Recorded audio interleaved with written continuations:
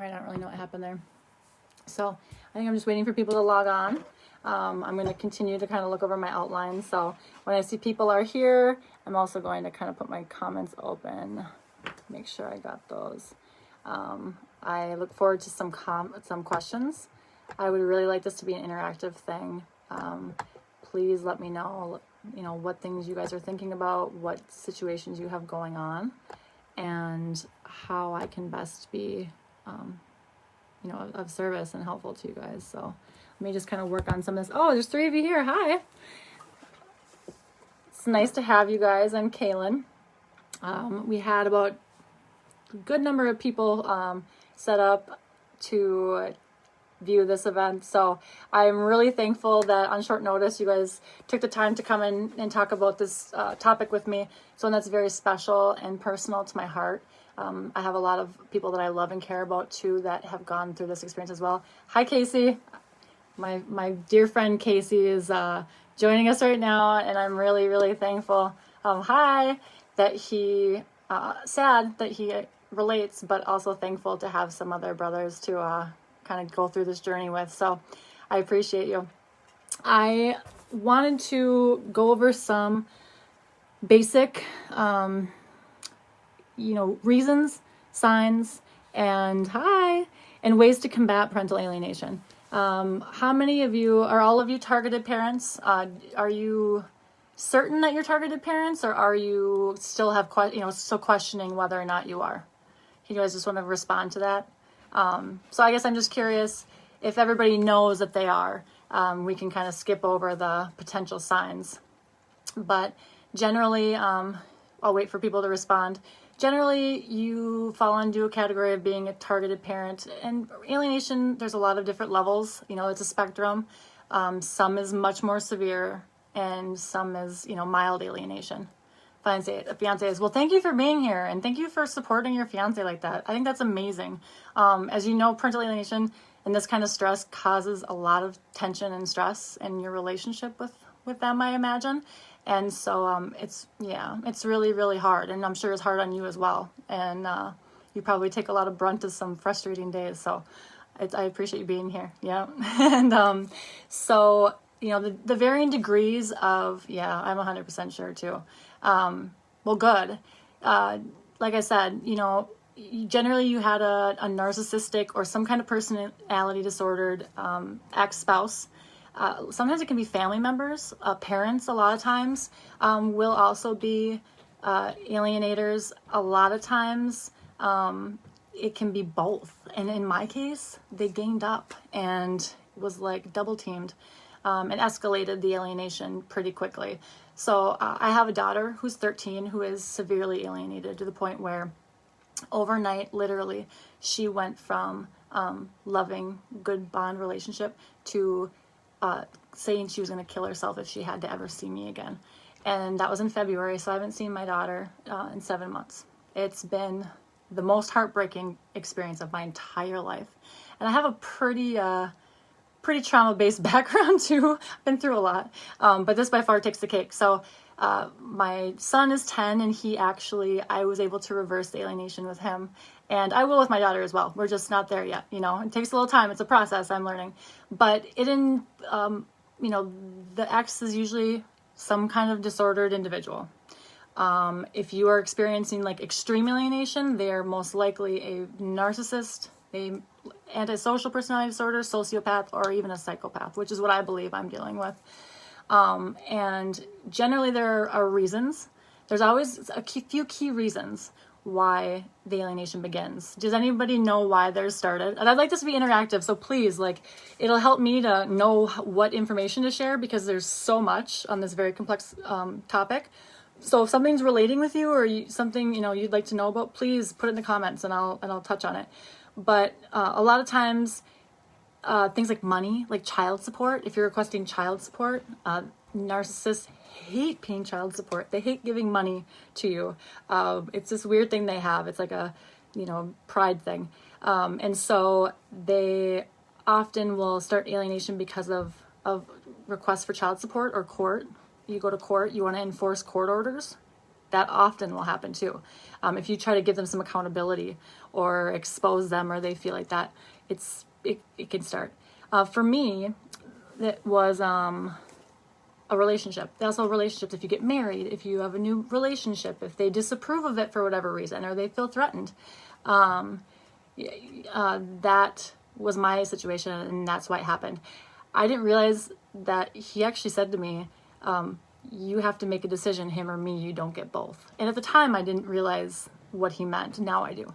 And so that's when the alienation for me started. So it's generally just some kind of narcissistic injury of some sort where they're trying to get back at you, or when you start to set boundaries. I also started going through trauma therapy, extensive therapy. I'm in recovery. The abuse and torture I went through in the 13-year relationship with him, and then growing up in a toxic family as well, I coped with substances. I didn't have any other skills. And so it was really hard to, understand and realize that he was as toxic as he was. And so, I always thought I was a problem. I believed it. And I started, getting healthy, going to treatment, being forced to, yep. And so I was forced to, like, if I wanted to be a mom and I wanted to keep my kids, I could have kept myself in addiction or kept self-sabotaging and lost my kids because I deserved it. I did it to myself. He didn't even have to do anything.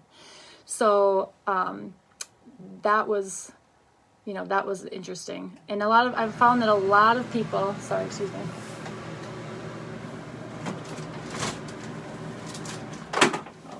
that a lot of people who experience alienation are actually people who struggle with addiction, and they don't even know it, because you know what? It's a great cover. It looks like your kids are rejecting you because you're an addict or because you use. That's not generally the case. It's generally you're generally using or coping because of the abuse to begin with, and it's just an easy cover so they don't have to look bad. We all know covert narcissists never want to look bad. They never want anything to be their fault, and they will play the long game to make sure that you sabotage yourself and it looks like it's all you, and that's the game. So this is what you do. You need to get smarter. You need to work smarter, not harder. You need to recognize it, name it, and I have a very good framework that I've discovered and figured out that, of course your kids love you. Yes, mine was jealous. Casey, yes, jealousy that the kids love me. Exactly. My kids would be like, is it mom's night? Is it mom's night? He hates that because he hates me. And so the fact that they loved me was it hurts his pride. It hurts his pride. He doesn't like, he wants them to feel the same way about me that he does, but they don't. And for me, growing up in a toxic, narcissistic, sociopathic family, I was a scapegoat, and I didn't know what unconditional love was. And so my children were the first people who ever showed me unconditional love. They're the first people. My cheerleaders are the ones that got me through. They're the reason that I found recovery. They're the reason that I even wanted to, not kill myself and not die at a very young age. So he knows that that's exactly what will hurt me. And he's right. So during COVID, basically, mine were kidnapped, taken, extremely alienated, and my daughter was brainwashed to the extent where she now has the independent thinker phenomenon, which is where the child believes that it's their thoughts, their decision, and they are rejecting you. And basically, it's just the words of the alienator. So some of the reasons, some of the signs. What are some signs you guys noticed? Start throwing stuff out there. But signs, big ones for me were depression. Depression in your child. Generally you don't see them in your ex, or maybe you're not looking for them. Depression in my child. Severe disrespect. Sudden changes overnight. Like they just changed overnight. With being withdrawn was a big one. Anxiety, hypervigilance. Kind of started out with some somatic stuff, stomach aches, headaches, and that's due to the extreme stress that they're being put under, because they're being put in the middle and used in ways that we don't even realize. Anxiety is huge. Secret keeping. There's a bunch of different things. They start to do poor in school. They struggle to no communication. They start to not trust because your ex is telling them lies about you. He's making sure that he does it, insidiously too. Yep, lies and withdrawal, and it's confusion, cognitive dissonance, not returning calls. Exactly. Yep, rejection, because one, they're probably looking at their phone. They know what communication you have. They know when they show you love. Yep. And so anytime they show love to you, they're punished somehow. Yep. Disrespect, bad at school. Yep. It's all classic signs. And it's, I didn't know that this was why my daughter was struggling with this stuff. I knew that she had PTSD. I knew she was struggling, but he constantly told me it was me. It was my fault. It's my fault. I did this to her. And if I'm okay, she'll be okay. Those are big ones. And then it just got worse. My daughter was having somatic symptoms so bad. Yep, lying. My kids lied, and they just do it to survive. I mean, they're not doing it maliciously. In the school, my ex was so on my daughter about school. He hates women. He's a misogynist. So he's on her about school, doing well in school, and just was suffocating to her. And she got it the worst. My son didn't get it as much, but she was she looked like she had ADHD. She was having seizures. She was in constant state of hypervigilance when he would lay on on the abuse. And it happened this winter. She started cutting. She started, couldn't relate to friends, isolating. You just watch your kid go through hell and change overnight. She couldn't even listen to me. The one thing I'm good at, I'm bad at a lot of things. I made a lot of mistakes in my life. I love my kids, and I want my kids to have the tools and the skills that I didn't have. That wasn't no fault of my parents. It's just they didn't have. And I've worked very hard to do that for them. And I make sure that our life is about them. And I listen to them and I care about their feelings, and she couldn't even listen to me anymore. She just it was annoying to her. I was annoying to her, But people say it's that age. That's the age. All this stuff is the age, puberty. Well, this is actually good, segue. This is the time that the alienator lays on the pressure and the alienation. Seizures. Yeah, seizures are normal. That happens a lot because the cognitive dissonance, that's the confusion. Sorry, someone mentioned confusion earlier. When you're given two extremes, I was a trauma therapist in my past too, so I'm not just speaking out of my when you see one thing, when someone's words are one thing and their behavior is exactly the opposite, it's confusing. You want to believe what someone tells you, especially your parent, who you believe loves you and has, your best interest at heart. Especially if they are a covert self-harm. Yeah, it's normal. Or drug abuse is often. People can't relate. Yes, you guys. Dead on. It's classic signs. And if your kid has all of them, likely they have all of them. Mine do. And so, this is the time where they lay it on because they're vulnerable. They're going through puberty. They're changing.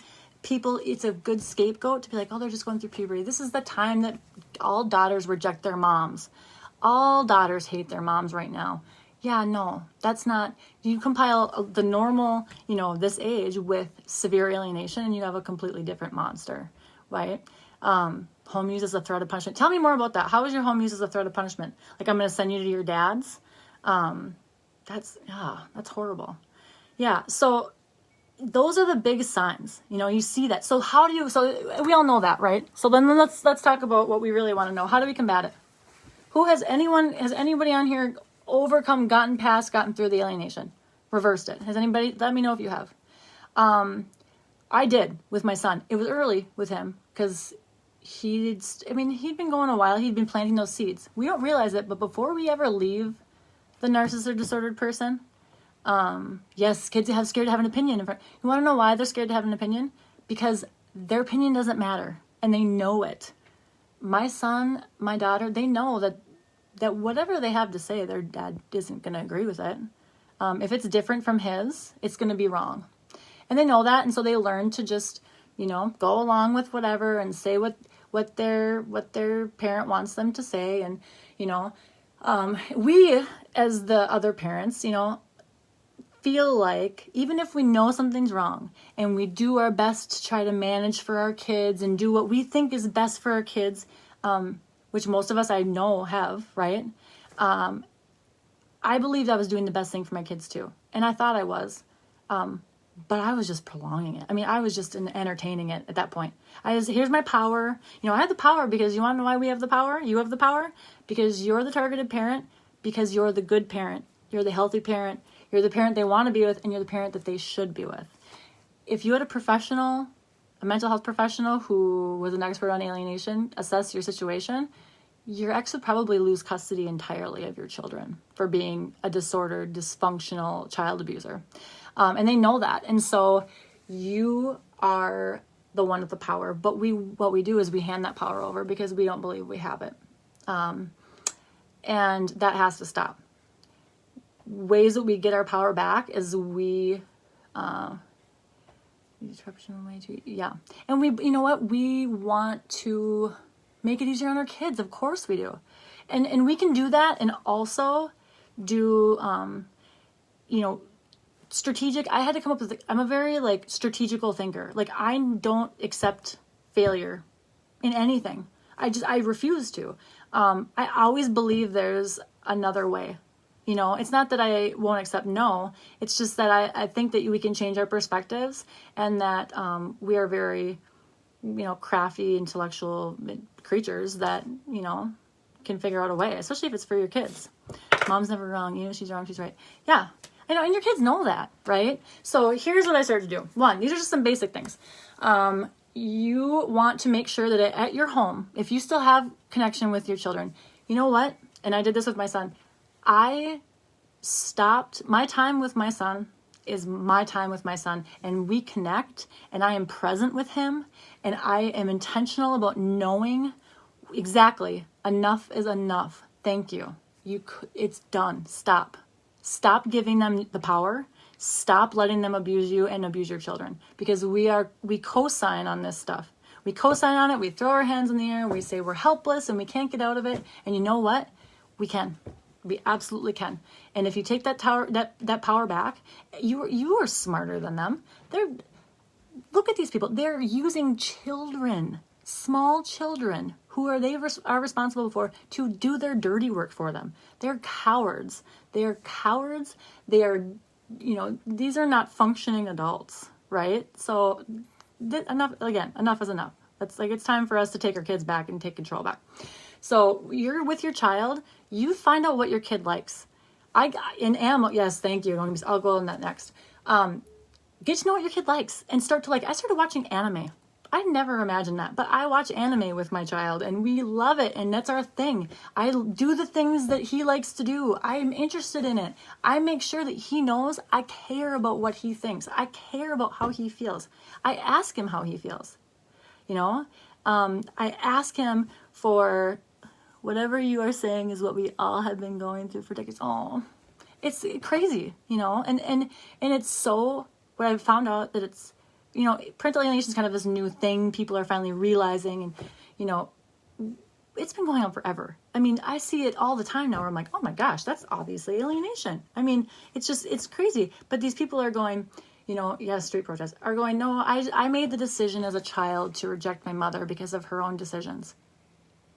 What on earth could a mother do to warrant a child blatantly rejecting her and just choosing to never talk to her again? That doesn't happen. That's not natural. There are still people I talk to this day who believe that they chose to reject their parent as a child. No. The experts will tell you that is not what happens. Children do not reject their parents. Children love their parents. Even viciously abused children love their parents. Gabriel Hernandez, there's a Netflix documentary on him. I mean, he was severely abused by his parents, his mother, and he loved her. He would write things at school. I love you, Mom. I mean, this is just the reality. So you need to make your time about your kid. You need to make sure your kid knows that you love them and you connect. You want to give them a reason that they want to talk to you. Like my son wants to talk to me. So you know what? The pressure he gets from his dad, is our connection, and what we have is greater than that. That's what you have to create. You have to create, your kid has to want to have time with you more than they want, don't want the backlash they're going to get from the other parent. When my son wins his solos in Fortnite, guess who the first person he calls is? Mom. And that wasn't the case before. That was not always the case. But I had to do that, like, to keep our connection. The other thing is creating a safe sanctuary for them. You don't want to talk about the alienation. You don't ask about the other parent.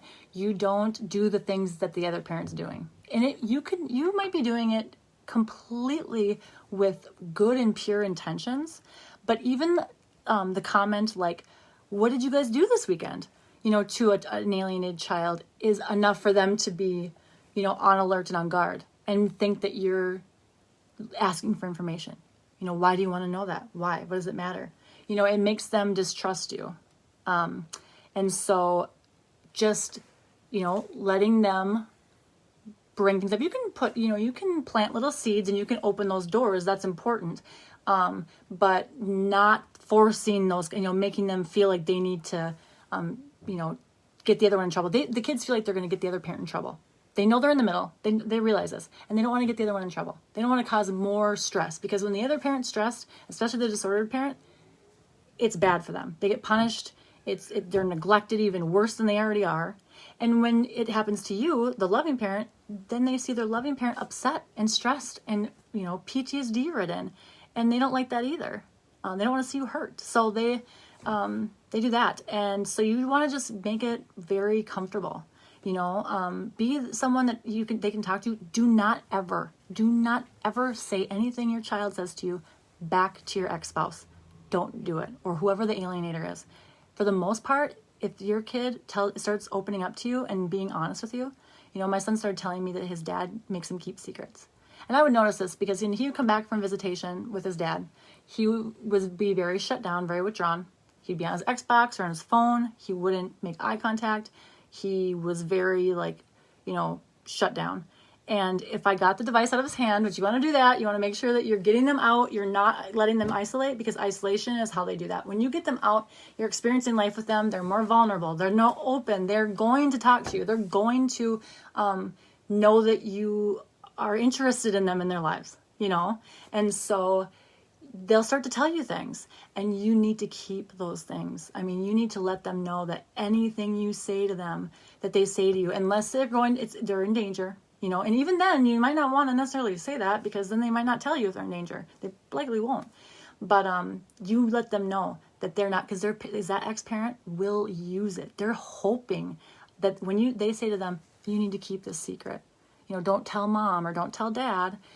They're hoping that they do, because they know they will. They're honest kids. And they're testing them too, grooming them.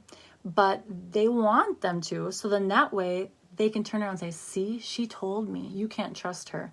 And make the child feel bad. So all you're doing is hurting your kid. I made this mistake for years. My kids would tell me things in confidence, and I thought I could go and, deal with it or, whatever. No, all it did was hurt them. And what it did is it shut them down, and they stopped telling me things. They stopped telling me things I needed to know. Well, she makes them talk on speakerphone and talks for them when yeah.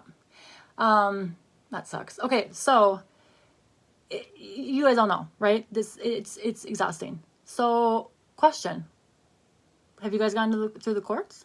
What have we done? What things have we done? Because these are all things that we can actually fix. We can go over later too. Oh, someone was saying something else about. Oh shoot, I'm gonna go back in the comments. Someone said something really, really good.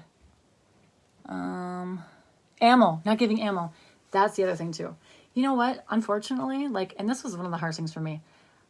We have to live above reproach. Not giving them ammo. I mean, they're always going to get ammo. They're always going to use something. You can never get rid of that. But we can, do our best to not. We have to start using, there's a great book called The Narc Decoder. And it's a pretty short read. I got it on Audible. But narcissists and disordered people don't speak the same language that we do. When they say things, they mean something different than how normal non-disordered people hear them. So they're saying things with the intention to get reactions, with the intention for you to say something that they're going to use. they're sneaky like that. So you need to know when to react, when to respond, and not give them as much attention as they don't deserve as much attention as we give them. They really don't. They're not that special. They're not that smart. They're not that witty. They use children. They use children to hurt you, you know? I mean, they really aren't worth the time that we spend and have to spend on them. So learning that stuff, learning how they speak, and not giving them ammo. You keep it as factual as possible. You let them know what they need to know, you know? And, oh, my signal's bad? Okay, let me try to move.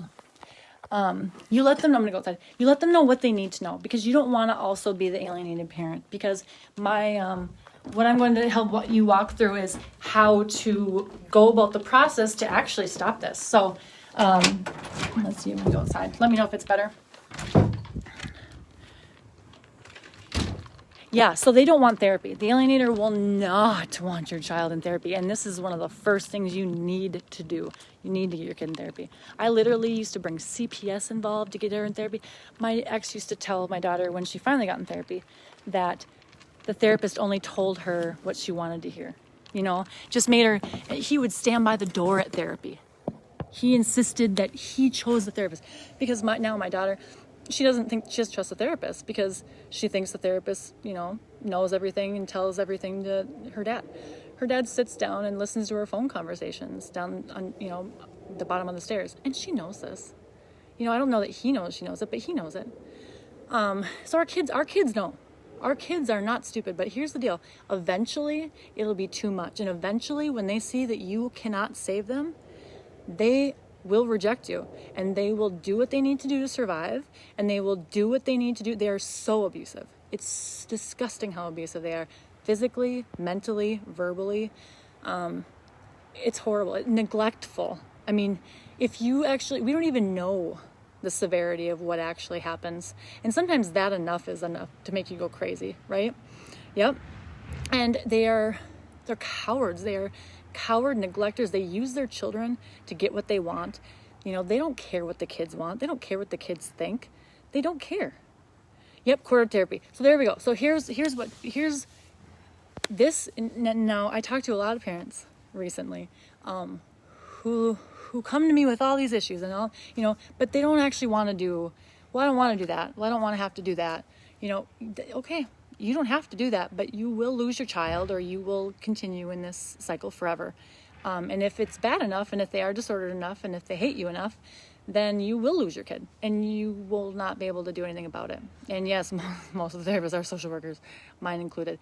So I got my son a real therapist, and that's the thing you got to do. So you need to get your kid in therapy. You need to find someone who specializes and understands cluster B personality disorders, who can help your child with coping skills. They don't have to talk about alienation.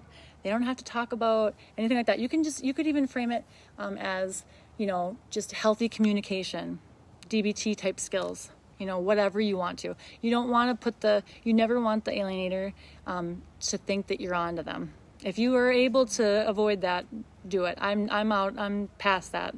But if I could go back in time, I would definitely do that. There are experts. And here's the thing. It's hard. And you know what? Alienation is hard to, it is and it isn't. It's actually pretty easy to detect. And it feels a lot more complicated than it really is. So you get your kid in therapy. You just get them learning some healthy coping skills. You get them, you know, my son talks about the fog. It's the cognitive dissonance, it's the confusion, where he just feels like, you know, he's getting gaslit. He's told that things didn't really happen. And he starts to question his reality. You know, did my dad really strangle me when I was 4, like I remember? You know, I remember my feet dangling from the ground. But did that really happen? You know, he says it didn't happen. I don't think it really happened. And they start to do that. And then they start to question everything. And they're like, you know what? It's too hard to think, you know, my dad must have done these things. And so they just believe that they didn't. And they start to rewrite exactly what you don't want to do is what you need to do. You're exactly right. And don't learn it the hard way. I learned it the hard way. I didn't want to do that because I thought I was smarter and I thought I could figure it out. And I thought I could manage it, you know, and I couldn't. I couldn't outfight him, you know, I couldn't. I tried to. I mean, I'll tell you what, I did my best. But bad. So you get your kid in therapy. And you don't have to have their permission. They're going to tell you all kinds of things to scare you. It's BS. Get out there, get your own knowledge. Don't listen to whatever they say, because their agenda for you is bad. They want you dead. They want you gone. They want you out of the picture. They want you to look like a degenerate, unfit parent that they are. So you get your kid in therapy. You find somebody who's going to be able to help them. You help build healthy skills. You get a therapist. There are places that has, and I'll be honest with you, some therapists and counselors are actually going to be detrimental to your case if they don't understand the intricacies of alienation and in cluster B personality disorders and narcissists. So you need to make sure. That is very important, because if they don't understand, they will get tricked. My daughter's therapist was one that he picked years ago. She's completely brainwashed by him. She won't even talk to me. She thinks that she's encouraging the no contact. How sick is that? She's not equipped to handle it. So you need to find someone who's equipped to handle it. Okay? That's important. And if you don't, then don't be mad that nothing changes. Okay? And the court does ignore it because it's a lot. And honestly, you have to do the work. It's not anybody else's job, because you know what? They see so much stuff. And at this point, like, there's a lot of parents out there that are petty, that are just going back and forth about BS that aren't alienation, and they have ruined the system for us. The petty, both being this and that, blah, blah, blah. People have ruined it for us. So now alienators can get away with it in court, because the court just thinks that people are just fighting. And, I had the first judge ever tell me that, unfortunately, I'm not being abused, but unfortunately, our fighting is actually, hurting our daughter. I am not. The fact that this judge thought that he could stereotype us and put us in the situation and tell me I wasn't abused. This man tried to strangle me and murder me multiple times. Told me flat out. So they just assume that that's the case. They don't assume that there's sociopathic parents keeping their kids from the other one. They don't assume that. People want to assume the best about people. People want to assume every parent's doing the best that they can, and they want what's best for their kid. That's not true. Not every parent wants what's best for their child. I know that because I had 2 of them. That's not the case. It's a nice world to live in, but it's not reality. So when you're one of us dealing with that, you understand that. And there are other people who understand it. You just got to get with those people.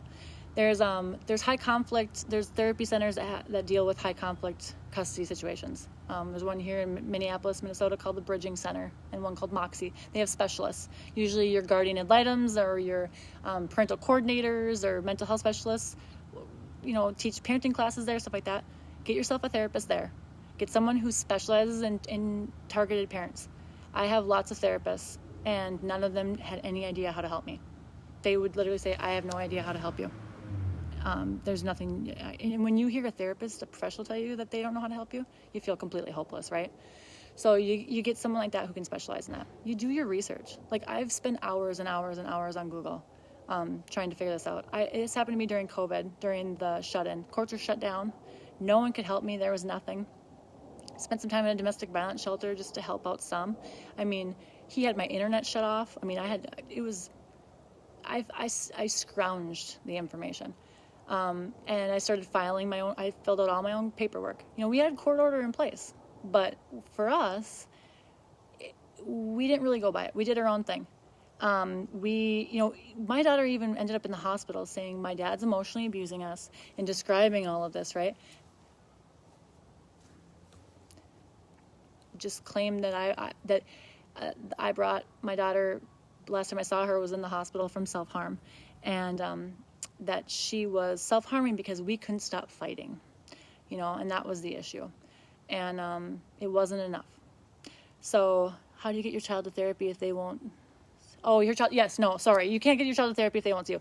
Well, no, that's not true. You can, when you get into court, you file your orders, right? So if you can file a protection order, if you have a reason to, do it. All you have to do is say you're afraid. You are in fear. And if you are with someone or were with someone who's doing this, you are in fear. You get a protection order in place. You ask for a parenting app for communication. Our Family Wizard. You ask for an Our Family Wizard. Yeah, you don't have to expect anything from therapists. You know what? What you can expect from a therapist is to give your kids some skills that will help them cope through it, and hope maybe you get someone good. Mine, luckily, I got the right one for my son. right away, his dad has antisocial personality disorder. He hates women. He's abusive. Right off the bat. Yes, an emergency ex parte order. I got an emergency ex parte. I said, once I realized that this is what was happening, yes, Dr. Craig Childers is awesome. The only thing I don't like about him is he makes a targeted parent really feel like there's no win. It's a lose-lose situation. And I'm here to tell you that I disagree with that. I really do. I refuse to believe that my hands are tied when it comes to saving my child. And so you just hope, that someone will see it. Because at some point, someone's going to talk to them. So you get the emergency ex parte, you get the order. I tried for my kids, they denied it, but it's worth a shot, right? Then you get the Our Family Wizard app. You only communicate with them over the app. You do not communicate with them over the phone. You only do the app. The app's going to be monitored. You're going to have this as your evidence, okay? This is your proof, because you are going to have to do the one to prove that they are, that they're abusive. And it's not going to be easy. It will be if you do it the right way. It only took me about 6 months, 8 months or so. Took me 3 months with my son, but right now, thank you. You know what? I refuse. I just refuse. I refuse to let that man steal the only two people who have ever unconditionally loved me. I won't do it. And I've seen so much good come from it already with my son. Me and my son have such a great relationship now, the custody, they don't follow the order. They don't have to have orders, and they don't believe rules apply to them, they don't. And so you get it in order, but they have to do the app. They have to. There's some things now when you start talking about alienation, and then you need to get a good attorney. So first of all, fill out the paperwork yourself. You don't need an attorney to fill out the paperwork for you. It costs too much money. You fill it all out yourself. You get it online. I figured it out. Anybody can. You fill it out. You file, you want to change the custody. You want to say, you need to change the custody right now, and you request full custody. You give them supervised. You don't want to just say, I want all the custody back, because they can turn this around on you and make you look like the one that's alienating. And they will try to do this, okay? So don't let them. But you need to not be an alienator. Because it's very easy to become an alienator. I became an alienator when I was being alienated without knowing, unintentionally. I became an alienator because that's your natural response. Your natural gut instinct is to fight back. But if you're just fighting back with unhealthy behaviors too, it's not helping your kid any, and it's not helping you. So you set up the Our Family Wizard app. You ask for, court-ordered family therapy. You say that you are afraid that there's alienation happening, and you reunification therapy if you do not. This is for if you do not see your child, if you cannot talk to your child, which I cannot. So it was the point where she was saying she didn't want to see me. She was going to kill herself if she had to see me. And so the court doesn't push that. She's 12 years old, but they're not going to push that. So you order that to happen. Then the attorneys, I know. But you know what? You don't need them. You need them to have a voice, but you get the court reunification therapy. And your alienators are going to feel pressured to say yes. They're not going to understand what they're saying yes to. They don't have any clue what they agree to, because they are so, the reunification therapy, that's possible. And I'm not there yet, but, if the next thing I did is, some people will go with a guardian ad litem. That may be a good option for some people. I get very nervous about putting professionals in charge of situations this sensitive, kind of like people are saying, it's hard to trust anyone. And I've done enough work to know that I don't want that power taken away from me to still be able to make those decisions for my child. Because I know what's best for them, because I'm their mother. And yes, walking in faith in God. Absolutely. Because God is the one in charge and they're his, right? So reunification therapy is in place. You also have, yes, the first step is to get them into therapy. Absolutely. Start doing those tactics too. And you don't, the presence, getting to know the things that they like, listening to what they want, giving them options. You want to be the opposite of what the alienator is. You want to make sure they know that you're safe, that you connect with them. And you can do these things but you set up therapy. You fill out your paperwork, and when, you got to pick and choose your battles, because your alienator is not going to follow some of the things with the custody order. Guardian ad litem, yes, I've heard a lot of bad things about guardian ad litem. So I requested what is called a parenting coordinator. It's my lawyer, I was a little hesitant. And my lawyer, who's also very good, I got a lot of good recommendations. I made sure I picked someone fantastic. But he said that and it was someone he knew. He knew the parenting coordinator very well. And he said he trusted him. But at this point, you know what? The parenting coordinator, basically what it does is it took our case out of the court completely. So the court is not involved anymore. For the next 2 years, I've brought on a coordinator to mediate basically every issue that me and him have. So it's going to be essentially a voice for our child, right? This does not just happen on their own, by themselves. We still have to do what we need to do, right? Like, it only works as well as we are knowledgeable and let it work. Like, you can't let the system work against you. You gotta be smarter about it. You can get caught up in the BS system and get in the whirlwind and the money making bullshit too. You can, but you know what? You don't have to. But that's on you. I noticed that with my attorney that when I started doing my part, I felt frustrated for a while because I felt like, you go in and you're like, finally someone's going to help me. Clearly this is like, you've been so abused and so you understand it, but nobody else understands it. And it's up to us to show it and expose it. And it's unfortunate we've been put in this position, and it's not fair, and there's nothing right about it, but what does it matter at this point? We got to stop feeling bad for ourselves and even though there's those days where you feel like you want to jump off the side of a bridge and you can't do it anymore. And, there's days where I'm like, I give up. I can't do it. This is too hard. It's too hard. And you got to have those days, and you're gonna, and it's okay. But you know what? You get up the next day and you keep going. And I've found so much support from the groups online. Get on the Facebook support groups.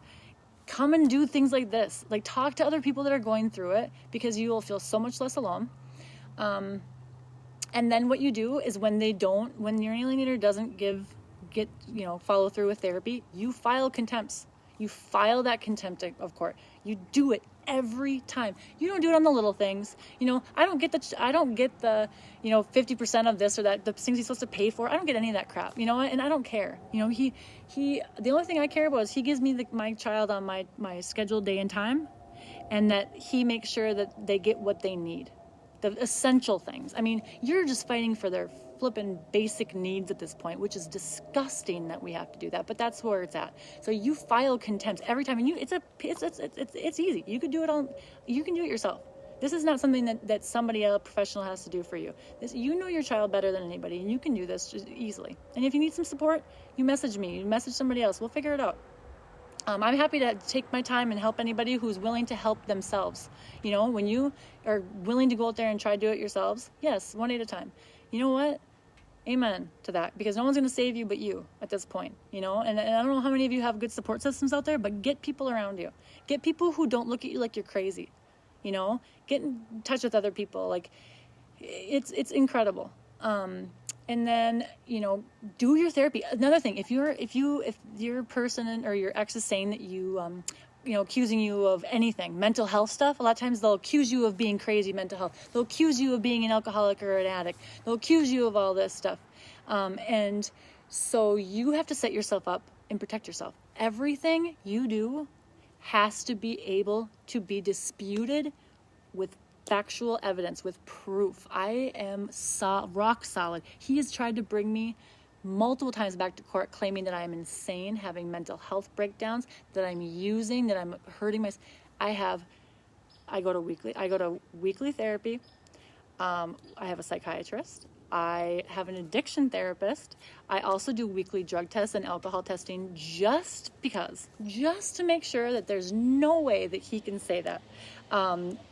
I have letters. Every time he starts to claim stuff, I have my psychiatrist or my psychologist write a letter saying that, they have been meeting with me and that my mental health state is in, great condition. I'm stable. There's nothing to be concerned with. And I have that every single time. I have people that will do that for me. And I've made sure I put those people in place, and that I have good self-care, that I'm taking care of myself, because if I don't, then they're right and they win. Everything has to be able to be proven. And he's lost every time. Every single time he's brought me in. And I have drug addiction past issues. I mean, things that I shouldn't have been able to win in court against him. Like, I had no reason. I hardcore drugs. Like, it should have been easy. I had attorneys tell me that there's no way I was going to get anything but supervised visitation with my children. Just because of that. It didn't matter how much he was abusing them or hurting them or neglecting them, because I had addiction in my past that the court would look at me as an unfit parent and not give me that time. Bull. Didn't happen.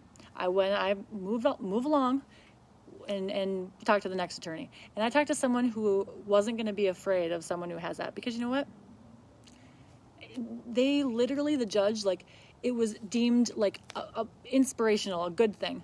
The judge was, and you know what? The other thing is too, you don't respond when they say these things. They'll go in with the biggest lies. They'll call you the most, his lawyer even was as big of a sociopathic narcissist as he is, and he would go in with all this stuff, and I'm going, like, just blatant stuff, right? And you want to scream.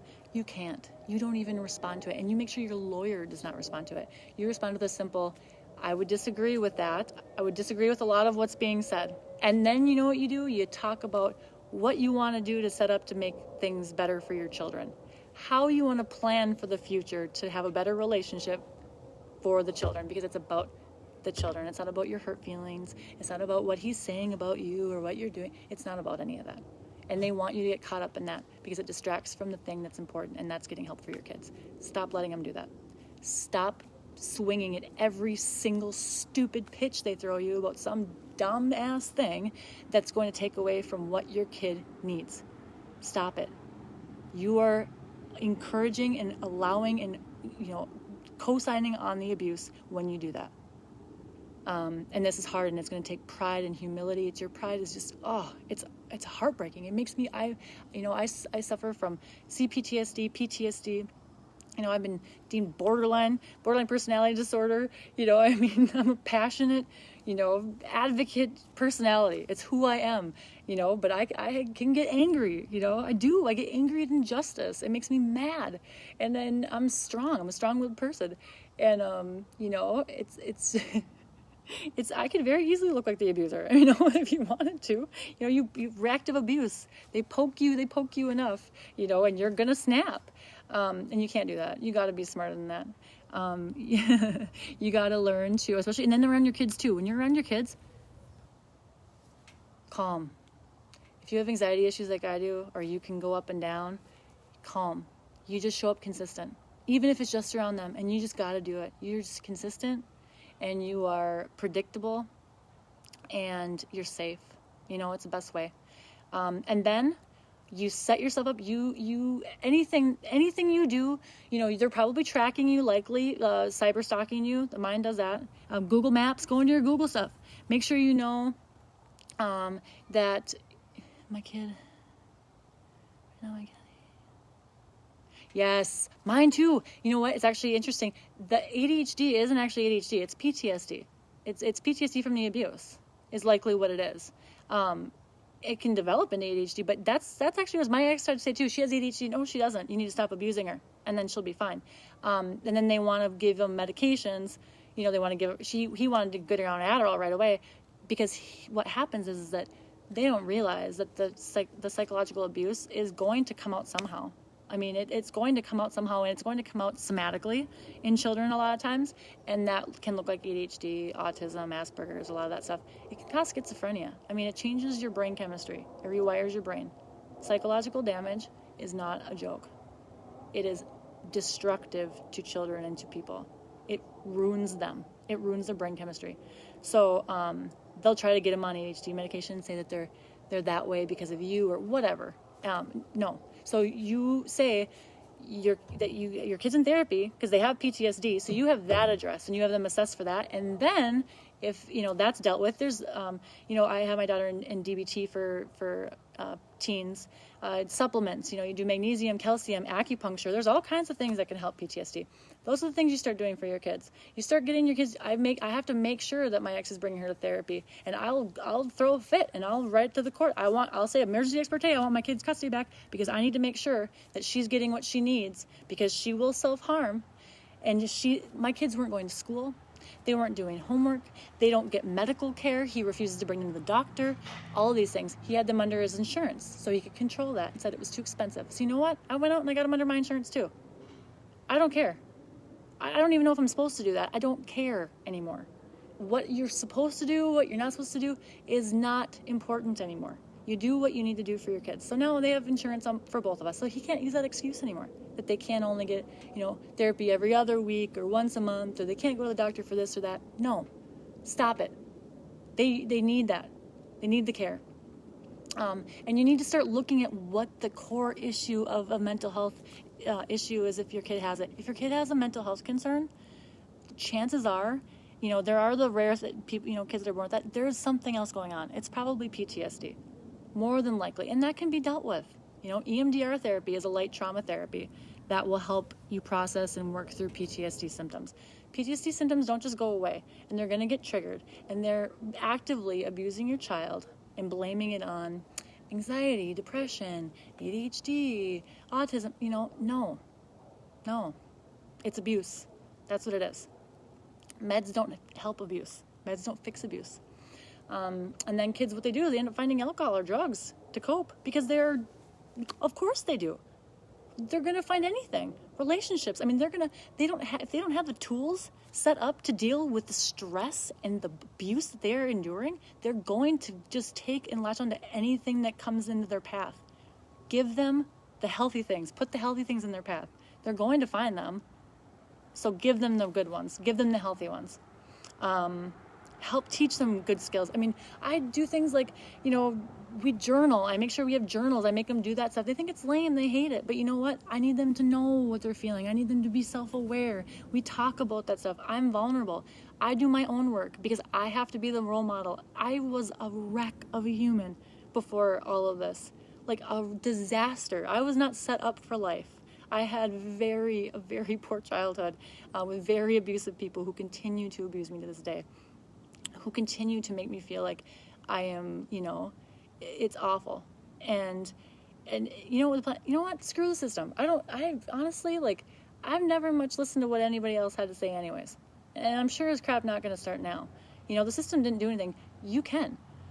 You really can. And so, yes, of course, whatever. But you're right. And it's not holding people accountable and not looking at, psychology is a pretty new science, right? We don't understand it entirely. It's still new. People don't want to accept the fact that the way that they're showing up, the way they're acting is psychologically ruining and hurting our children. No one wants to own that. There's too many abusers out there that don't want to acknowledge that. And it's the money too, of course. But they could make money on, there's other things, acupuncture, things like that. It's just an easy way out. That's what I think. I just think it's lazy. It's easy. People don't want to do the hard stuff. People don't want to have to do all this stuff to do the work. They just want to blame it on something else. And especially if you're the one abusing.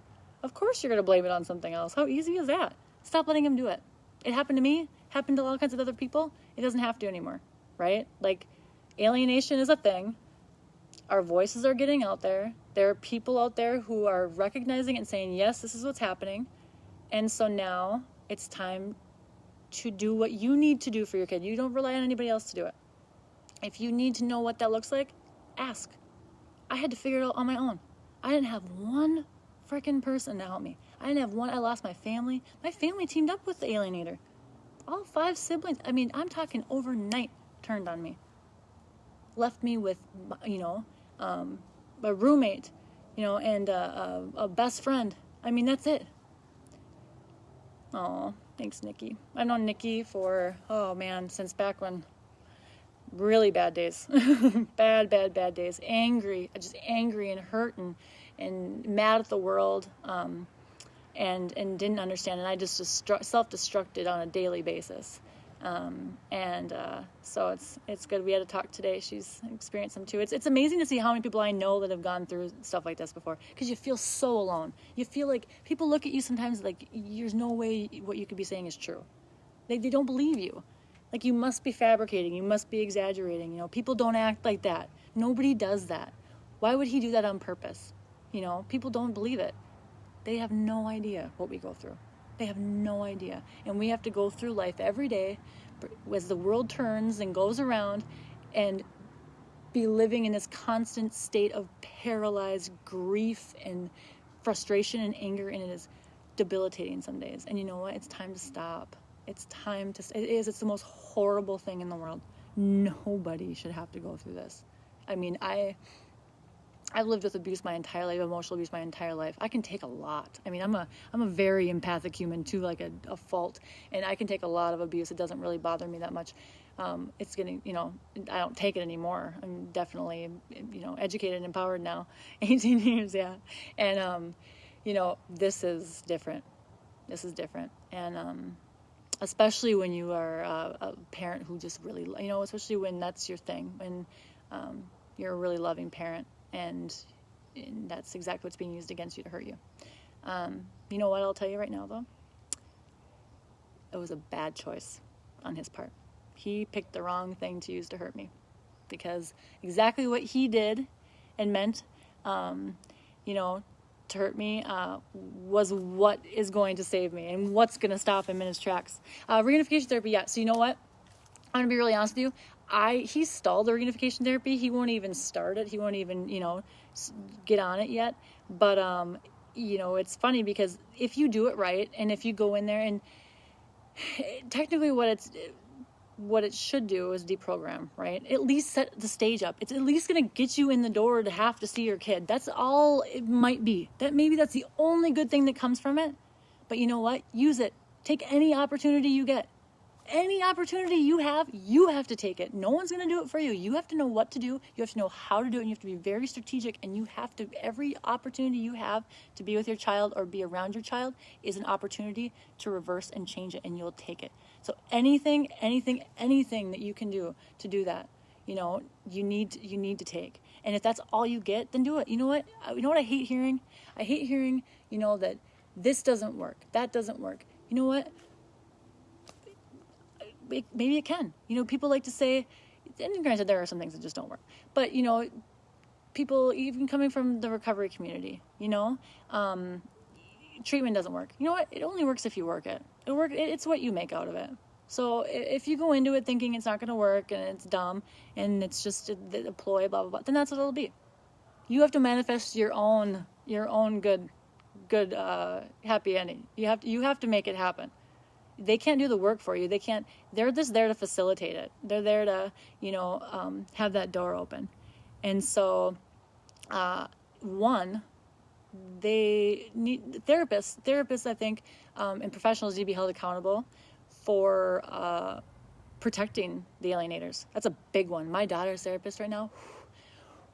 I'll tell you what, if I could be protesting outside of anyone's door, it would be hers.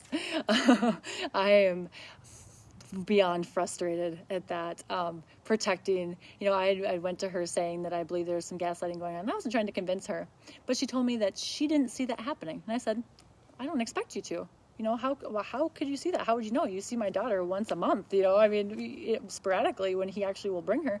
How could you ever understand that? I don't expect you to do that. And she stopped in her tracks and she goes, well, thank you for saying that. I appreciate you said that. And I'm like, of course. Like, I'm not trying to, make you believe something you don't see. I know you don't see it. No one sees it. We're the only ones that do, of course you're not going to. That would be a pretty bad abuser if you actually knew what was going on. And I brought up alienation and I was worried and to look for that. And she stopped contact with me. She said that she was no longer going to have any contact with me. And she was not going to give me any information about my daughter and her therapy, which is illegal for starters, unethical, and just wrong. Just wrong. And it set a really bad precedent to my daughter that, because now my daughter believes that her therapist hates me, and that no one's going to believe me, that her dad's right, that everybody's right about me, that I'm crazy or I'm whatever it is. I mean, his whole thing is that I'm crazy, you decide on the day. I can be crazy. Again, don't get me wrong. I'm passionate. I have a big personality.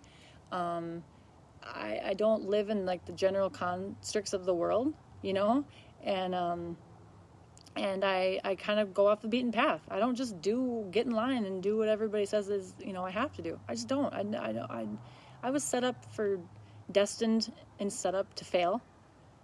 That's what my abusers wanted.